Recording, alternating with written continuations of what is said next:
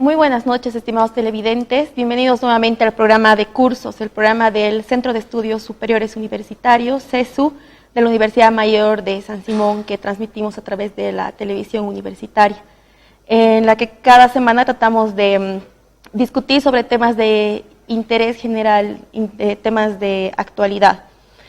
En esta ocasión tengo el agrado de tener presente al ingeniero Renan Orellana, quien es ingeniero eléctrico de profesión de la Universidad Mayor de San Simón. Tiene un máster en ingeniería en la Universidad de Sao Paulo. Además tiene una amplia trayectoria en la experiencia profesional en el sector eléctrico. Es especialista en electrificación rural, energía renovable, uso eficiente de la energía, planificación y formulación de proyectos de energía también. Por tanto, tiene una amplia trayectoria en lo que es investigación, docencia, y ha trabajado en el ámbito público, privado, y actualmente es docente tanto en la Universidad Mayor de San Simón como también en la UPB y en Univalle, además de haber trabajado en distintos organismos internacionales como el BID, el Banco Mundial, el PNUD y otros. Entonces, es muy grato tenerlo aquí presente en esta ocasión con nosotros. Buenas noches, Renan, gracias por estar aquí con nosotros. Buenas noches, Fátima. Gracias al CESU y a la universidad por este espacio para poder compartir un poco, intercambiar algunas ideas sobre lo que es la planificación energética. Gracias, sí. Y bueno, es justamente en este sentido, y aprovecho la oportunidad para comentar que el Centro de Estudios Superiores Universitarios, al ser un centro tanto de posgrado como de investigación, constantemente realiza actividades de interacción social y la publicación de libros, muchos de ellos que están aquí en mis espaldas, y también además tiene una revista semestral que es la revista de cursos. Este número del que vamos a comentar ahora es la revista que tiene como tema central energía y desarrollo. La revista tiene una estructura un poco de una entrevista, un homenaje, así como también los artículos, cuyo tema central, repito, son en energía y desarrollo, y finalmente las reseñas. Renan Orellana ha colaborado con un artículo justamente en este número de nuestra revista sobre apuntes necesarios sobre planificación en el sector eléctrico boliviano. Y es por ello que en esta ocasión vamos a comentar un poco sobre este artículo, lo que contiene, desde una perspectiva un poco amplia, desde la importancia de la planificación energética del sector eléctrico, también un poco cómo ha sido a lo largo de los años en nuestro país, un poco los retos a futuro, y bueno, vamos a ir conversando sobre esto. Entonces, al hablar un poco de la planificación en el sector eléctrico, es importante mencionar que actualmente en la sociedad no existe la concepción sin energía, ¿no? Todas nuestras sociedades se basan en la energía, y a nivel mundial se realizan esfuerzos constantes para poder universalizar el acceso a la electricidad, porque esto es considerado como un requisito para aumentar la productividad, disminuir el empleo, además de promover mejores niveles de salud, educación, comunicación, entre otros. Entonces, un poquito en este sentido, Renan, si nos podría comentar un poco cómo se organiza el sector eléctrico en nuestro país, para hacer una breve introducción a la discusión. Ok, gracias. Bueno, el sector eléctrico boliviano está básicamente conformado bajo los lineamientos definidos en la Ley de Electricidad, vigente todavía desde el año 1994, donde se establecen, se desagrega en esa oportunidad, a propósito de esta ley, el sector en 3 niveles, lo que es generación, transmisión y distribución de energía eléctrica. Eso se mantuvo por algún tiempo de esa manera, sin embargo actualmente esto se viene integrando ENDE como la empresa responsable, digamos, del sector, viene asumiendo todas estas responsabilidades. Estimamos alrededor del 90% del mercado energético en este momento es manejado básicamente por ENDE a través de empresas subsidiarias que se tienen. Por el otro lado, esta es en la parte operativa, pero por el otro lado tenemos, para que el sector funcione se necesitan reglas, la parte normativa está definida o es realizada por el Ministerio de Energía, básicamente es un ministerio nuevo. La parte regulatoria es responsabilidad de la Autoridad de Fiscalización y Control de Electricidad, la AE, y la parte de operación es realizada por el Comité Nacional de Despacho de Carga. Entonces, esta es la estructura, si queremos, del sector eléctrico, que a su vez podríamos dividir en tres sectores, si queremos. Por un lado, el sistema interconectado nacional, es aquel que une las principales ciudades y los puntos de generación con los puntos de consumo. El país es bastante amplio, por lo tanto no todas las poblaciones están conectadas a este sistema. Existen sistemas aislados que todavía funcionan. Un ejemplo es el caso de Cobija, la ciudad de Cobija, que no está interconectada y tiene su propia generación. Al igual que Cobija, existen otras ciudades pequeñas y que todavía tienen generación en base a diésel o a gas en algunos casos. Y finalmente tenemos un otro sector que no es atendido de ninguna manera y que deben resolver sus problemas como puedan, y que es una preocupación o debe ser una preocupación también del Estado, aquellas personas que no tienen acceso a la energía eléctrica. Y sí, porque en realidad según el Plan Eléctrico del Estado Plurinacional, un poco para el 2015, según vi, 66% del área rural no debería tener acceso, ¿no?, al servicio eléctrico. Entonces, todavía es un gran porcentaje que no cuentan con este acceso, lo que es preocupante también. Exactamente. El año 2012 en el censo se estimó, de acuerdo a la pregunta 12, si mal no recuerdo, nos consultaron sobre si teníamos acceso a la red, de dónde obteníamos nuestra energía eléctrica. Y en esa oportunidad se estimó que alrededor de 500,000 hogares no tenían acceso a la energía eléctrica. Entiendo que ha pasado, estadísticas últimas, la anterior semana estuve revisando algo y vi que estamos alrededor de 200,000 hogares todavía sin acceso a la energía eléctrica. Este es un gran desafío para la planificación, para la política energética, y Bolivia ha asumido el reto de alcanzar el acceso universal a la energía hacia el año 2025. Naciones Unidas define este plazo para el mundo al año 2030. En el caso nuestro anticipamos un poquito. Bueno, entonces un poco nos podría explicar cómo ha sido la planificación del sector a lo largo del tiempo, ¿no? Bueno, en el sector eléctrico podemos, creo, dividir en tres etapas. Un poco la primera, yo la defino, bueno, desde la creación de ENDE hacia mitad de los años 60 y hasta aproximadamente el año 94, cuando se da la capitalización. ENDE era responsable de la planificación del sector eléctrico. Yo creo que ha sido el mejor momento en términos de la planificación. Había una gerencia responsable de planificación al interior de ENDE y ellos, bueno, realizaban esta dura labor, digamos, de la planificación. Dura porque, a diferencia de otros sectores, planificar en el sector eléctrico es un juego constante de equilibrar la demanda y la oferta. Un segundo momento, en términos de la planificación, yo entiendo como el periodo 94-2006, digamos 2009, que es cuando realmente se nacionalizan las empresas eléctricas. En este periodo, 94-2009, se entendía que las empresas eléctricas privadas deberían cumplir ese rol de la planificación, es decir, el mercado debería haber realizado la planificación. Lamentablemente esto no ocurrió y creo que fue el peor momento, ya que nos olvidamos de planificar. Y un tercer momento, a partir de 2009 hasta la fecha, donde se retoma el rol del Estado en el manejo del sector.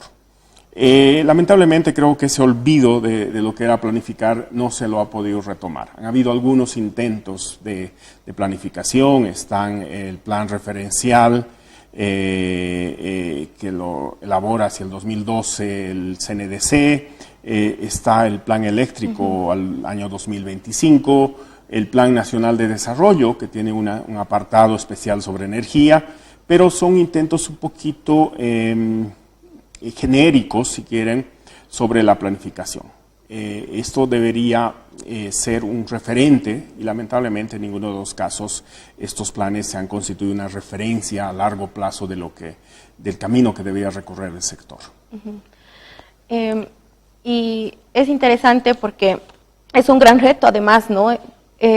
Como usted menciona en su artículo, porque el hecho de tratar de equilibrar la demanda y la oferta es más complicado en este sector, puesto que dada la tecnología que tenemos, todavía no tenemos la capacidad de almacenamiento suficiente. Entonces, el gran reto de mantener la demanda y la oferta.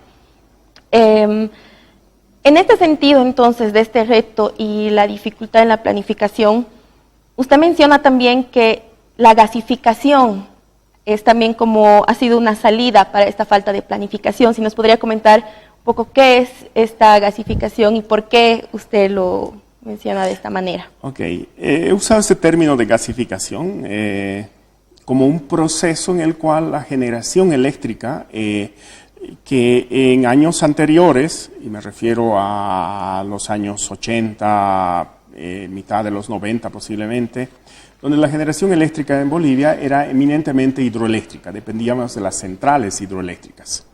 En el último tiempo hemos revertido esta situación. Actualmente tenemos alrededor del 70% de la energía eléctrica que consumimos los bolivianos proviene de centrales eléctricas térmicas en base a gas natural. Si bien este es un recurso abundante en la región, creo que hemos incurrido justamente en esto que menciono en el artículo. La falta de planificación nos lleva a buscar soluciones rápidas a los problemas de falta de energía que en algún momento llegamos a tener o a visualizar por lo menos. Comprar una central térmica a gas e instalarla y ponerla en operación lleva muy poco tiempo, puede ser un año y poco. Construir una central hidroeléctrica nos lleva muchos años. Por lo tanto, esta ha sido la solución más fácil y rápida para resolver estos problemas. Por esto, esta inversión que se da en los últimos años de tener generación hidroeléctrica, pasar a tener una generación termoeléctrica mayoritaria, con las consecuencias que eso tiene. Por ejemplo, el subsidio. No podemos generar con gas si no tuviéramos un gas subsidiado para generación eléctrica. Eso a su vez desincentiva otras tecnologías o la implementación de medidas de eficiencia energética que también son necesarias. Y en este sentido, entonces, ¿cómo ha sido un poco la incorporación de las energías renovables en la generación de electricidad en nuestro país? Porque justamente por el hecho de que el gas natural está subsidiado es más barato y más accesible, ¿no? para la generación de electricidad. ¿Cómo es esta incorporación de energías renovables? ¿Cómo se percibe en el sector eléctrico y en la planificación? Bueno, el tema de las energías renovables ha ido tomando fuerza en los últimos años. No es que recién estemos descubriendo las energías renovables, se aplicaban ya desde finales de los años 80, se aplicó bastante de energía solar fotovoltaica, energía renovable, para la solución de los problemas de electrificación rural. Programas de todo tipo, con esquemas de gestión de todo tipo, tecnologías diversas, pero, por ejemplo, el año 2012 vemos que en el censo se identifican alrededor de 35.000 hogares, indican que tienen energía eléctrica a partir de paneles solares. Eso quiere decir que se ha venido haciendo en el tiempo. Sin embargo, en los últimos años se ve que se inserta en el Sistema Interconectado Nacional de Energías Renovables. Y prueba de ello es, por ejemplo, el Parque Eólico Colpana, que empezó con 3 megavatios y actualmente ya se tiene 27 megavatios. El año pasado se han incluido en el Sistema Interconectado Nacional centrales solares fotovoltaicas como la de Yunchará o la de Uyuni, aportando alrededor de más de 50 megavatios al Sistema Interconectado Nacional. Parece interesante todo este movimiento de insertar energías renovables, pero esto debe responder justamente a un proceso de planificación, porque el grave problema de las energías renovables, especialmente estas dos que se han insertado en el sistema eléctrico boliviano, es la intermitencia. Son energías que en algún momento vamos a tener y en otro momento no la vamos a tener. Es el caso de la energía solar, tenemos en el día pero no tenemos en la noche. Tenemos cuando existe sol, pero cuando el día está nublado no la vamos a tener. Entonces, esto implica que por sí solas las energías renovables no resuelven los problemas de provisión, por lo menos segura, constante de la energía. Necesita alguna fuente que respalde en esos momentos de no tener la energía. Y para ello creo yo que es muy importante el apelar a otra fuente energética que nos dé este backup para esos momentos. Creo que el gas no va a ser definitivamente, es decir, no se ve en el corto plazo ni en el largo plazo nuevas centrales a gas. Es más, estamos en un proceso de convertir las centrales de gas en centrales de ciclo combinado, incluyendo un ciclo de vapor al día existente. Entonces, mi criterio, la inclusión de fuentes energéticas renovables implica la construcción de centrales hidroeléctricas, pero que tengan embalse. Ese embalse absorberá en determinadas horas las variaciones de las fuentes energéticas renovables. Y para ello habrá que buscar los mejores sitios, las mejores condiciones, aquellos que causen menos impacto para el medio ambiente. Entonces, un poco, ¿cuáles son estos principales problemas que se tienen en la planificación del sector eléctrico, ¿no? ¿Cuáles son un poco las perspectivas que se tiene en los próximos años? Porque en el plan eléctrico del Estado plurinacional se espera que hasta el 2025 sea un 100% universal el acceso a la electricidad. Un poquito cómo percibe esto en base a los proyectos que se están realizando o que se están planteando, para si, en su percepción, si esto podría llegar a suceder o no, este 100% de acceso al sector eléctrico, no al servicio eléctrico. Ok, por un lado creo que la institucionalidad es un aspecto muy importante. Creo que contar con un ente específico que se encargue de la planificación es algo que deberíamos pensar como país. Y solo tomo como ejemplo el caso brasilero. En Brasil existe una entidad, una empresa de planificación energética que hace todo el trabajo de planificación y año a año viene revisando los planes que se elaboran, haciendo correcciones, haciendo estudios que soporten esta planificación de largo plazo, ¿no? Hablamos normalmente de planes decenales y planes quinquenales. Creo que es algo importante darle el peso necesario al tema de planificación, ¿sí? Para que esto no responda, no vayamos simplemente respondiendo a déficit o a las faltas inmediatas que se van a dar, porque si no acabamos como hemos acabado con este proceso, digamos, de gasificación. Por el otro lado, creo que es importante incorporar a aquellos que no tienen acceso a la energía. Y para eso se debería contar con una planificación clara de qué tecnologías vamos a usar y qué métodos vamos a usar para llegar a estos. Está a la vuelta de la esquina el 2025 y es algo que se debe cumplir. O sea, hay que llegar a todos con acceso a la energía.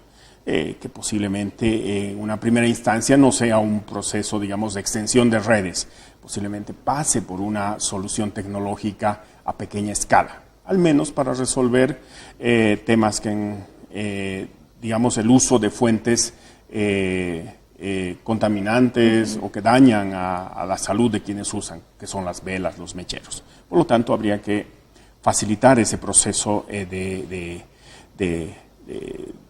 resolver, definir cómo lo vamos a hacer como país. Los países vecinos han definido soluciones y creo que esta puede ser también, debería ser un proceso igual de importante en nuestro país. Entonces, no solo es el sistema interconectado, también hay que hacer inclusión energética, hay que incluir a la gente a que sea parte de estas soluciones y con soluciones modernas, ¿sí? Exactamente.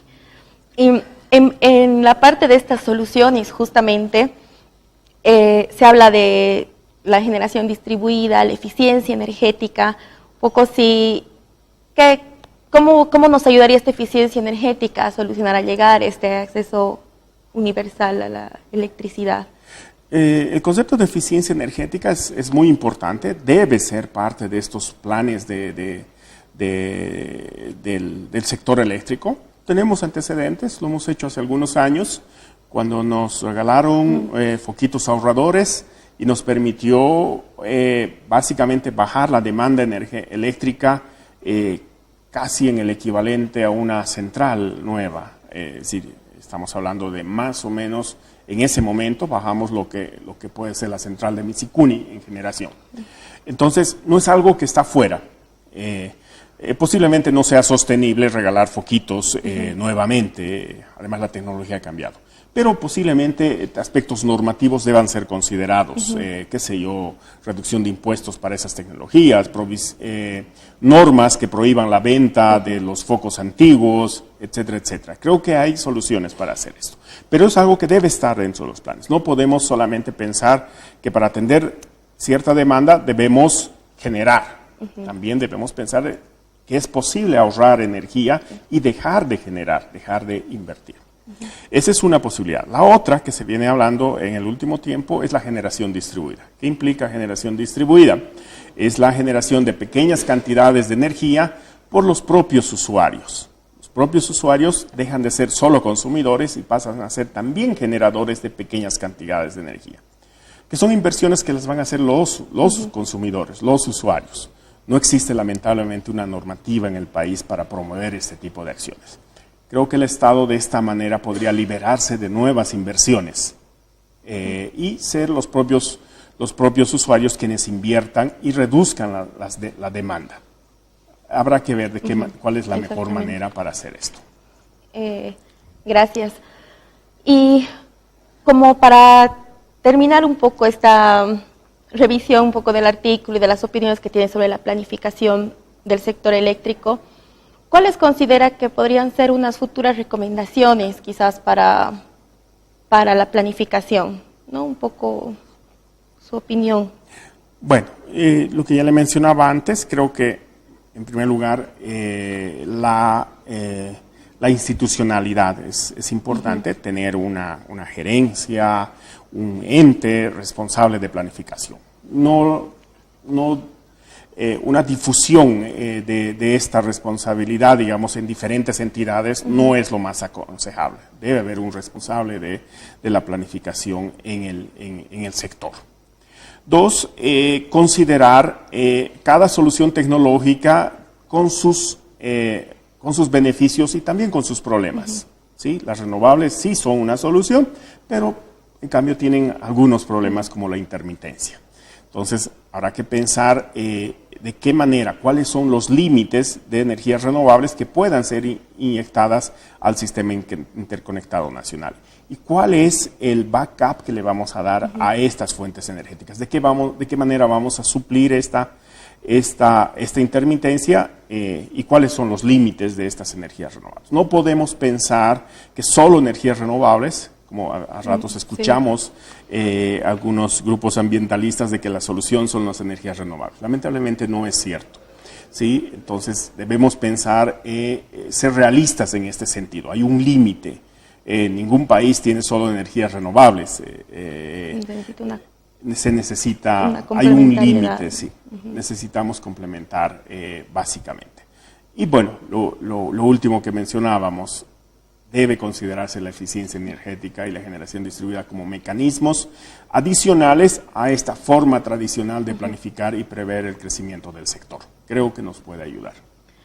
Y un poco en esto también que se debería también fortalecer la cantidad y la calidad de estudios que existe sobre el acceso, ¿no?, a la electricidad, así como nuevas tecnologías que se pueden aplicar para justamente la eficiencia energética o la generación distribuida. Y quizás este es un espacio en el que la universidad debería un poco también incursionar, que se realiza en la universidad distintas investigaciones al respecto, pero quizás con mayor fuerza para un mayor impacto en la sociedad, ¿no?